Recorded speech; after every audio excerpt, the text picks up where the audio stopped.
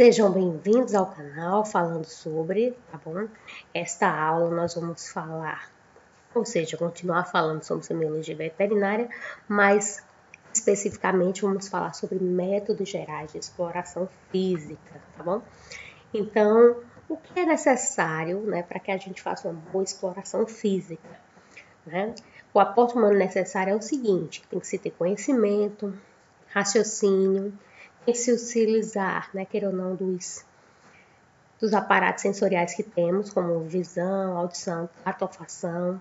Temos que ter sensatez, tá bem? Organização e paciência, tá bom?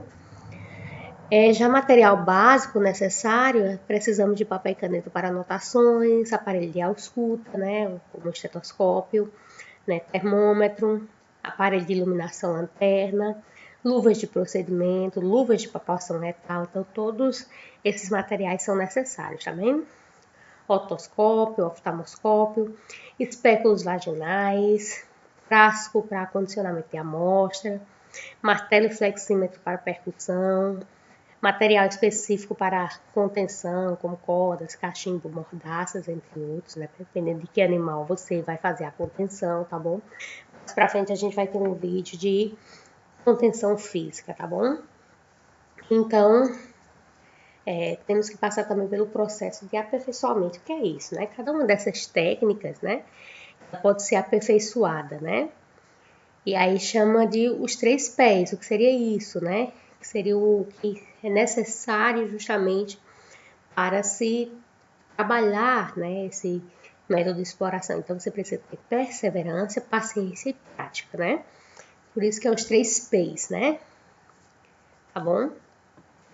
Para atingir a competência nesses procedimentos, o estudante deve ensinar o olho a ver, as mãos a sentir e o ouvido a ouvir. Ou seja, você vai se basear, como eu já disse anteriormente, né, nos nossos sentidos, né? Se você vai ver, você tem que começar a observar, né? Entre o que é normal e o que está aparecendo ali que não está normal no paciente, né? A mão, quando você vai fazer o teste de palpação, você vai sentir o que é que está fora do normal, né? E ouvir, no caso da ausculta, né? Que sons, né, estão fora dos padrões de normalidade, né? Então, isso é bem importante, né, para se examinar, tá bom? Então, o objetivo do exame físico é obter informações válidas sobre a saúde do paciente. O examinador ele vai ter que ser capaz de identificar, analisar e sintetizar o conhecimento acumulado em uma avaliação. Antes de tudo, né, fazer isso de forma abrangente, né? Ele vai ter que utilizar todo o raciocínio para identificar, analisar e sintetizar o que é que está acontecendo ali com o paciente, tá bom? E aí vamos falar dos métodos de exploração física. Vamos iniciar com o método de inspeção, né? Então, o método de inspeção é aquele método que a gente começa, né, desde o paciente entrar na clínica, né? Então, você já começa olhando para o paciente, né? Segundo Laufeitosa, né, comete-se mais erros por não olhar, por não saber, né? Então, muitas vezes os médicos cometem muitos erros porque não olharam, né? Não olharam para o paciente, não utilizaram o método de inspeção, né? Então, esse método, ele utiliza o sentido da visão, tá bom? Esse procedimento de exame se inicia muito antes da anamnese, né? Desde que o paciente entra lá na clínica, né? Ele é um método mais antigo e também um dos mais importantes, né? Pela inspeção a gente vai investigar a superfície corporal do paciente, as partes mais acessíveis das cavidades em contato com o exterior, né? Se o animal está andando corretamente ou não, né? Se o animal ele está de certa forma dentro do score, né? Que a gente chama, vamos dizer, desejável para determinada espécie, né? Se ele está muito gordo ou muito magro. Então, tudo isso a gente utiliza pelo método da inspeção, tá bom? Alguns conselhos devem ser lembrados para realizar a inspeção, né? O exame deve ser feito em um lugar bem iluminado, de preferência sobre luz solar ou uma luz mais clara, de cor branca, né? Por quê? Porque a luz pode influenciar, né? Quando a gente for ver mais na frente o exame físico, né, a gente vai ver que a gente olha as mucosas do animal, né? E aí uma luz amarela, ela pode indicar uma certa interíxia que seja falsa, né? Então, por isso que a iluminação ela deve estar adequada, né? A gente deve observar o animal, se possível, no ambiente de origem, né? Justamente com seus pares, família ou rebanho, né? Para ver se ele está, queira ou não, dentro, apresentando, como dizer, os padrões normais dentro lá do que é indicado para a sua espécie, né? Então, o que é importante aí no exame de inspeção? Não se precipite, né? Não faça, né, a contenção sem manusear o animal antes de uma inspeção cuidadosa, né? Vamos se limitar a descrever o que a gente vê, né? Muita gente não descreve só o que vê, né? Começa a sugerir que está vendo determinada coisa porque não sei o que. A gente deixa muitas vezes a nossa subjetividade interferir, né? Isso atrapalha muitas vezes o procedimento, tá? A gente deve descrever só o que vê, tá certo? A técnica adequada para a realização da inspeção existe mais que apenas uma simples olhadela, né? Não é só olhar, né? A gente utiliza o sentido da visão, mas não é só olhar, certo? O examinador ele deve ter um olhar bem treinado, né? Para o corpo do animal de forma sistemática, ou seja, ele deve conhecer a anatomia daquele animal, tá certo? Os comportamentos daquela espécie para poder fazer uma boa inspeção, tá bom? Com frequência, o examinador neófilo, né, ou seja, aquele examinador que ele está iniciando, que ele é inexperiente, tá certo? Tem pressa em usar o seu oftalmoscópio, né, estetoscópio ou otoscópio, né, antes de usar, né, os olhos na inspeção. Então, muitas vezes ele vai utilizar os aparelhos para ver e ele não faz uma boa inspeção, né? Uma inspeção ela também é muito importante, né, para a anamnese, tá bom? Por quê? Porque a observação do animal ela pode fornecer inúmeras informações úteis para o diagnóstico, como o estado mental, a postura, a marcha, a condição física corporal, o estado do pelo do animal, da pele, né? A forma abdominal, né? Dentre outras, né? Então, tudo isso, só com a inspeção a gente vê se o animal está com ascite, se não está, né? Se ele está desnutrido, se ele está com perda de pelo com alguma alopécia, né? Indicações de desidratação, se for muito grave, dá para ver com a inspeção. Né? Então, tudo isso é importante, né? E aí existe a inspeção panorâmica, localizada, direta e indireta. O que seria cada uma dessas, né? A panorâmica é quando o animal é visualizado como um todo, né? Sua condição corporal. A localizada é quando a gente atenta para as alterações de determinada região. A gente começa a observar uma determinada região do corpo, né, que deve estar alterada, ou seja, uma localização em si, como a glândula mamária, a face, os membros, né. A direta é a visão principal meio utilizado, né, pelo clínico. Nessas condições, observam-se principalmente os pelos, a pele, as mucosas, movimentos respiratórios, né, se o animal está respirando bem ou se ele está espinéico, né, secreções, aumento de volume, se o animal tem cicatriz, claudicações, entre outros. E a indireta, essa é o que a gente utiliza nos aparelhos, como o oftalmoscópio, o estetoscópio, entre outros, tá bom? São formas de inspeção indireta, né? Iluminação, como o otoscópio, laringoscópio, oftalmoscópio, né, que são utilizados para examinar as cavidades do organismo. Raio-X, microscópios, aparelhos de mensuração, registros gráficos como eletrocardiograma, encefalograma, né, e também ultrassonografias. Outro método bastante utilizado é a palpação, né? Também faz parte do exame, né, de um animal, tá bom? Então, sentir é indispensável para se chegar ao saber, né? A inspeção e a palpação, tá certo? São os dois procedimentos que quase sempre andam juntos, tá bom? A gente não não olha sem tocar ou não toca sem olhar, né? A gente faz esses dois procedimentos de forma conjunta, tá bom? O que o olho vê, a mão, a faca, né? A utilização do sentido tátil ou da força muscular, utilizando as mãos e as pontas dos dedos, o punho, ou até instrumentos para melhor detectar ou determinar características de um sistema orgânico ou de uma área explorada. Tá bom? E aí, o sentido tato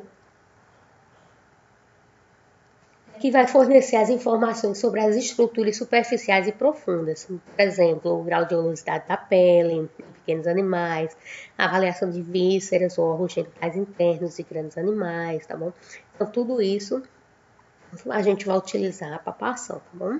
É pela palpação que a gente percebe as modificações de textura, de espessura, consistência, acessibilidade, temperatura, volume, a dureza, percepção de frêmidos, flutuação, elasticidade, edema, entre outros fenômenos, tá bom? Quando se usa somente as mãos ou os dedos para avaliar determinada área, a gente realiza o que a gente chama de palpação direta. A gente está utilizando nossas mãos, tá bom? Já quando a gente utiliza aparelhos, a gente chama de palpação indireta, como por exemplo, eu vou utilizar um aparelho como um estetoscópio para ver algo, para palpar, uma agulha, uma pinça, para poder ver se o animal está ali sentindo, tendo acessibilidade. Então, tudo isso eu estou utilizando, tá bom? Uma palpação indireta quando eu uso qualquer aparelho, né? Ocorre para examinar órgãos, estruturas e cavidades que são inacessíveis pela palpação externa, tá bem? Então, a gente pode utilizar sonda, catete, pinças, agulhas, entre outros. A palpação apresenta inúmeras variantes que podem ser sistematizadas da seguinte forma: palpação com mão espalmada, certo? Usando toda a palma de uma ou de ambas as mãos.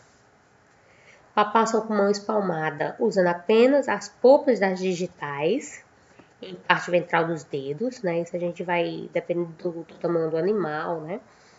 Tá bom? A palpação usando o polegar e o dedo indicador, formando tipo uma pinça, tá bom? Principalmente para pequenos animais, se utiliza dessa forma. Palpação com o dorso dos dedos ou das mãos, específico para avaliar a temperatura. Bem, o que a gente chama também de digitopressão, utilizada com a polpa do polegar. O indicador consiste na pressão na área com diferentes objetivos, né? Para a gente pesquisar a existência do andor, ou detectar um edema, né? Ou avaliar uma circulação cutânea, né? O punho pressão, certo? É mais utilizado em grandes animais, né? É feita com a mão fechada, tá certo? Com a finalidade de avaliar a consistência de estruturas de um maior tamanho, como o rumo ou abomaço, né? E para denotar também o aumento da sensibilidade da cavidade abdominal, tá bom? Tem o que a gente chama de vitropressão, que é realizada com a ajuda de uma lama de vidro, né? Que é comprida, a gente comprime ela sobre a pele, né? Analisando a área por meio de uma própria lâmina. A aplicação é justamente para permitir a distinção entre o eritrema e a púrpura, né? Ou seja, o eritrema desaparece e a púrpura não se altera no vidro, né? O dígito pressão. A gente utiliza justamente com isso. O pessoal faz muito para exame de mucosa, né? Para a pesquisa de flutuação, aplica-se a palma da mão sobre o lado da tumefação, enquanto a mão oposta exerce sucessivas compressões perpendiculares à superfície cutânea, havendo líquido, né? A pressão determina um leve inchaço nos dedos, a mão esquerda vai denominar o que a gente chama de flutuação. Então, tudo isso é visto através do processo de palpação, tá bom? Quais são os tipos de consistência que a gente pode ver, né? A consistência mole, firme e dura, né? O que é mole? É quando uma determinada estrutura reassume a forma normal após essa aplicação, né? Se eu faço uma pressão no tecido, depois ela volta, né? Como um tecido adiposo, né? Ela é macia, porém flexível, né? Ela volta ao contexto normal. Mas quando a estrutura, ela oferece uma certa pressão, né? Cedendo para voltar ao normal, eu posso dizer que ela está firme, né? Exemplo, o fígado é um músculo que se apresenta dessa forma, né? E dura quando a estrutura não cede de forma nenhuma, por mais que eu aperte, se faça pressão, da mesma forma, né? O que acontece muito com o osso, com os tecidos tumorais, tá bom? Existe também a pastosa, né? Que é quando a estrutura cede facilmente a pressão e permanece a impressão do objeto. A flutuante, né? É pelo acúmulo de líquidos, né? Tá como sangue, soro, pus ou urina, com estrutura ou região, né? O que resultará no movimento ondulante mediante a aplicação da pressão alternada. A crepitante, a gente observa que o tecido tem gases no seu interior, né? E aí tem na palpação tem aquela sensação de bolhas de gás, né? É facilmente verificado justamente quando tem efizema subcutâneo, tá bom? Então a palpação ela pode revelar também um ruído palpável denominado difrêmito, né? Que é produzido pelo atrito entre as duas superfícies anormais, né? Como a rosca pleural, ou lesões valvulares acentuadas, né? Então, tudo isso a gente consegue ver também pelo processo de palpação, tá bom? Outro processo também muito utilizado é a ausculta, tá bom?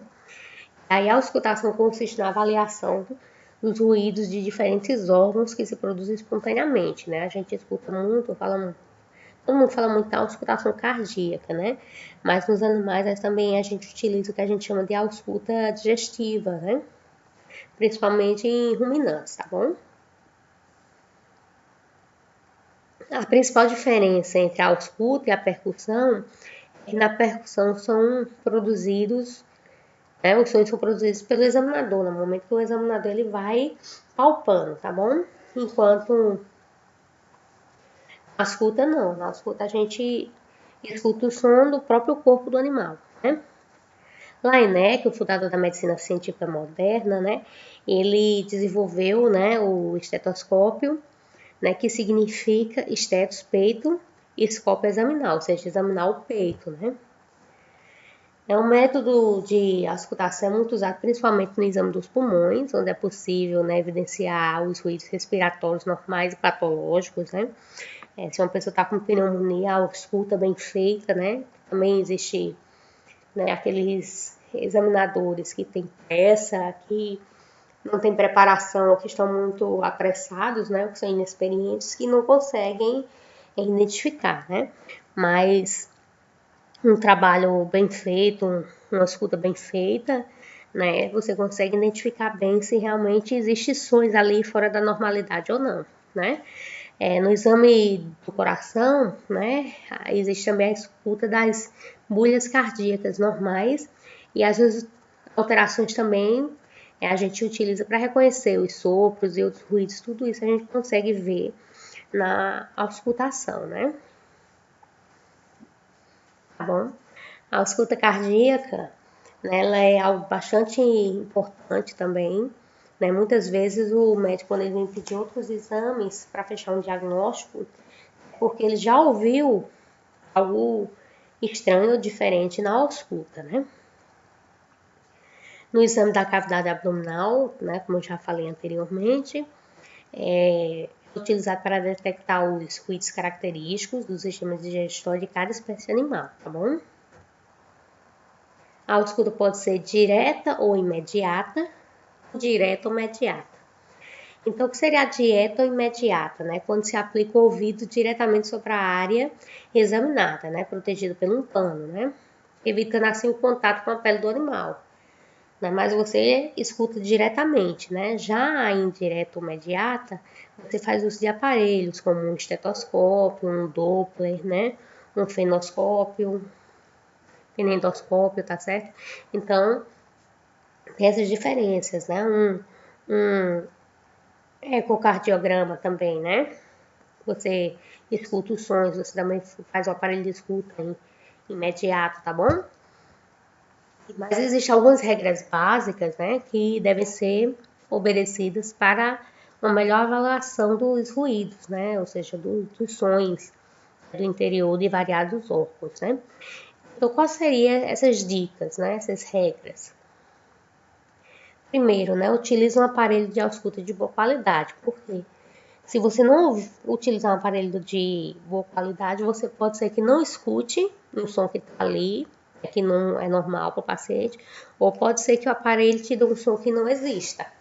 Tá? Escutar em um ambiente tranquilo, livre de ruídos e acessórios, né? É muito ruim você ouvir algo onde tem muito barulho, você não consegue fazer um trabalho de qualidade, né? Deter sua atenção no ruído que está vindo do animal, né? Procurando individualizar, né? Aquele som do animal. Não ficar atentada no que alguém está dizendo. Você tem que ouvir o que você está escutando do animal, né? Muitas vezes o tutor fica conversando e você quer ouvir o tutor e termina por não ouvir o animal, né? Isso é outra regra que deve ser estabelecida, né? Evitar acidentes, ou seja, quando escutar só quando o animal estiver contido, né? Se o animal precisar ser contido, né?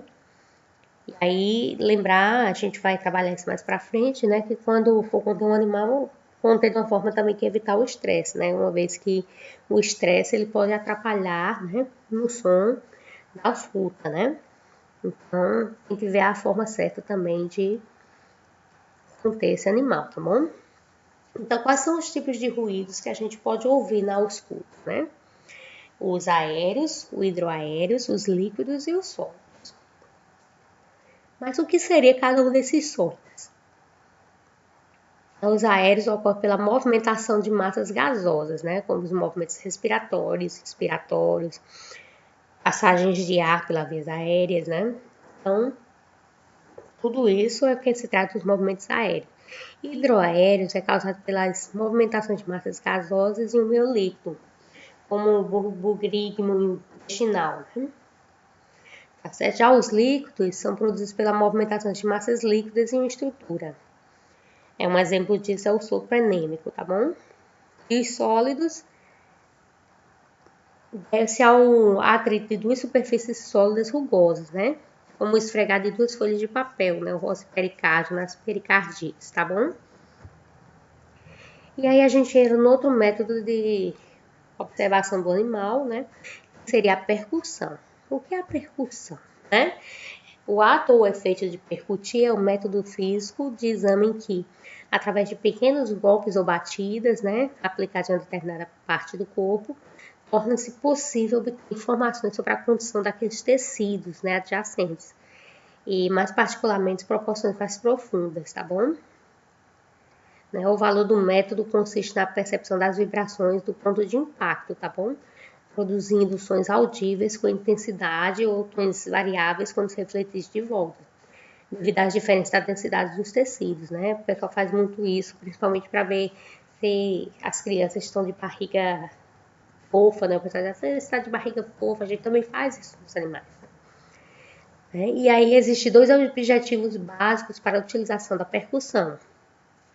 O primeiro é fazer observações com relação à delimitação topográfica dos órgãos, e o segundo é fazer comparações entre as mais variadas respostas sonoras obtidas, tá bem?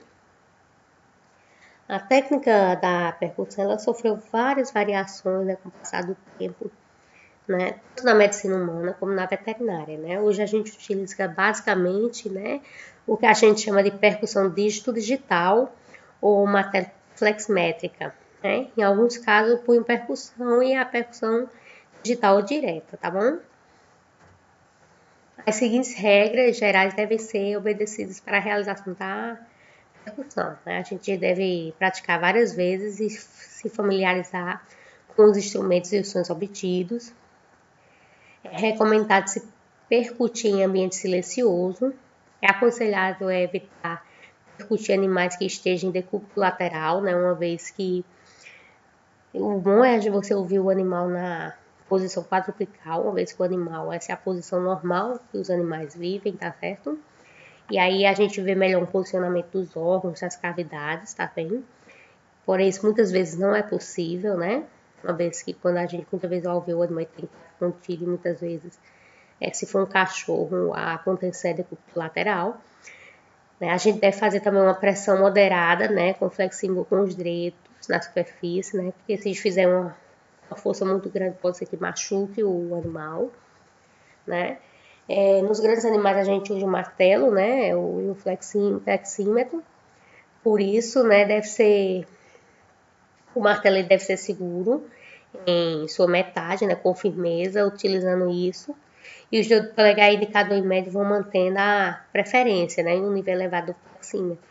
Os medimentos conferidos pelo martelo devem ser originalmente, né, exclusivamente do punho, qual proporcionar batidas rítmicas e precisas, né. O ritmo ele deve ser constante, no entanto, 2 golpes, um mais forte e o outro mais fraco, né.